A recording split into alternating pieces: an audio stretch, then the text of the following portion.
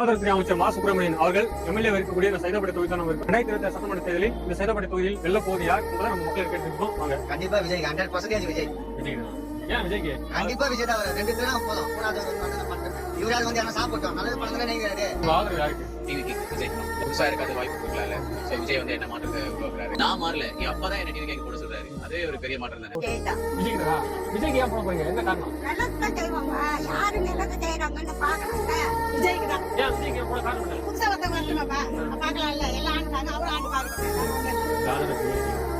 விஜய் வந்து எல்லாம் மாறுவீங்க. ஆனால் கண்டிப்பா எனக்கு நம்பிக்கை.